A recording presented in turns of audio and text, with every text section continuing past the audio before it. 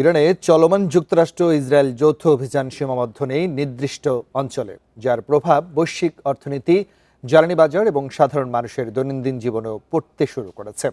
জ্বালানি তেলের দাম বেড়েছে যুক্তরাষ্ট্র ও পাকিস্তানে। অন্যদিকে জ্বালানির অভাবে বন্ধের পথে ভারতের টাইলস ও সিরামিক শিল্প।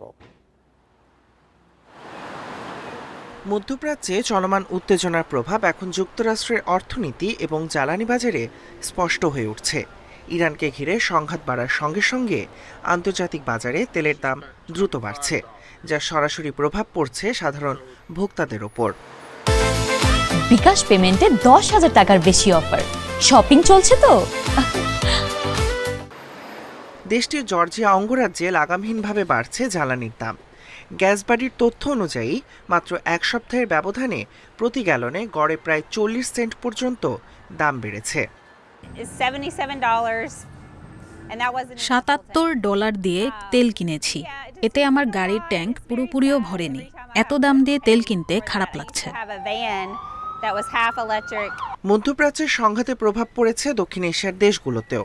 যেমনটা আন্তর্জাতিক বাজারে তেলের দাম বাড়তে থাকায় পাকিস্তানেও জ্বালানি মূল্যবৃদ্ধির ঘোষণা দিয়েছে সরকার। সরকারি সিদ্ধান্ত অনুযায়ী ডিজেল ও পেট্রোলের দাম প্রায় 20% পর্যন্ত বাড়ানো হয়েছে। এমন ঘোষণা পরপরই দেশটির বড় শহরগুলোতে জ্বালানি স্টেশনগুলোতে দীর্ঘ লাইন দেখা যায়। অনেক জায়গায় সরবরাহ কমে যাওয়ার আশঙ্কাও তৈরি হয়েছে বলে জানিয়েছে স্থানীয়রা। গত 2-3 দিন ধরে পেট্রোল আসেনি। আমাদের পাম্পের প্রায় অর্ধেকই খালি হয়ে গেছে। বর্তমানে যে মজুদ আছে তা হয়তো আরো 1.5 থেকে 2 ঘন্টা চলবে। বড় ধরনের সংকটের মুখে রয়েছে ভারতের সিরামিক ও টাইলস শিল্প।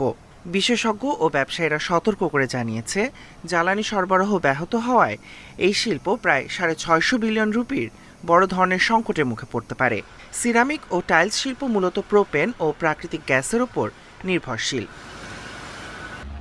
জ্বালানি সরবরাহ কমে যাওয়ায় দেশটির গুজরাটের অনেক ইউনিট ইতিমধ্যে উৎপাদন কমিয়েছে বা বন্ধের পথে।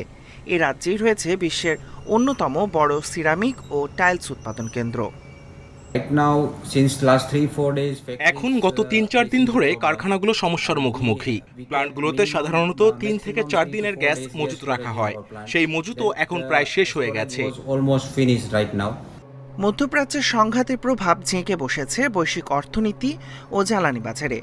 যুক্তরাষ্ট্র, পাকিস্তান ও ভারতের মতো দেশগুলোতে জ্বালানির দাম বৃদ্ধি, সরবরাহ ব্যাহত হওয়া এবং শিল্প উৎপাদনে বাধা তৈরি হচ্ছে। এতে চাপ পড়ছে সাধারণ ভোক্তাদের জীবনযাত্রা ও ব্যবসায়িক কার্যক্রমে।